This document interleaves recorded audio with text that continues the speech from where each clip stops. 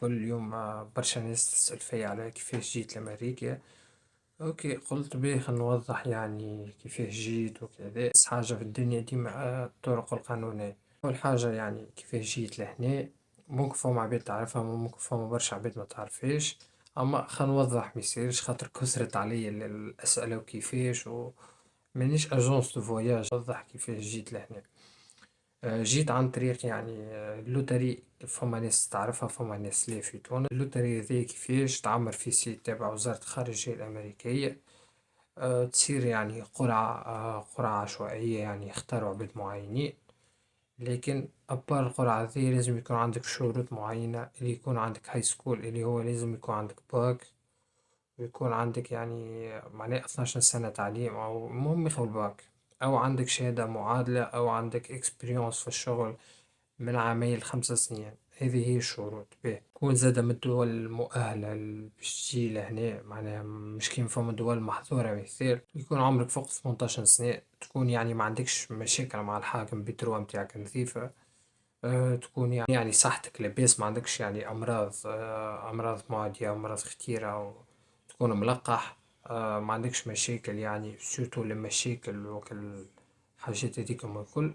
لما تصير القرعة هي كل عام تحل في الأكتوبر حتى شي نوفمبر أو نوفمبر شهر، وتخرج النتيجة.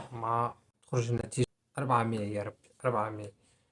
تخرج النتيجة 4 ماي، تدخل تحط الكيس نمبر متاعك، تحط أمورك الكل، تشوف has been select. كان جات فيك has been selected، تبدا تحضر في أوراقك وتبعت دوسيك باش يعاودو يزيدو يدرسوه وكذا. ومن بعد يحضروك الانترفيو، منعرفش بعد شهر شهرين 3 حسب الكيس نمبر متاعك.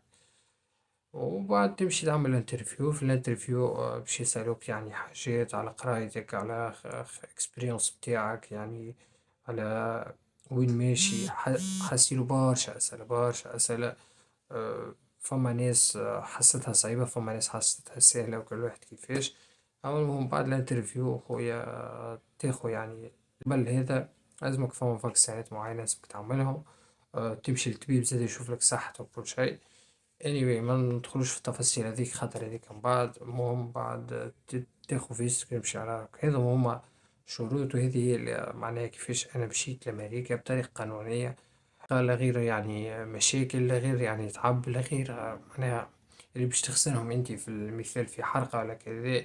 يصيرش تضحي كل عام تعمر. لو تنجم تجي فيك بطبيعة قلنا الشروط اللي قلنا فيهم.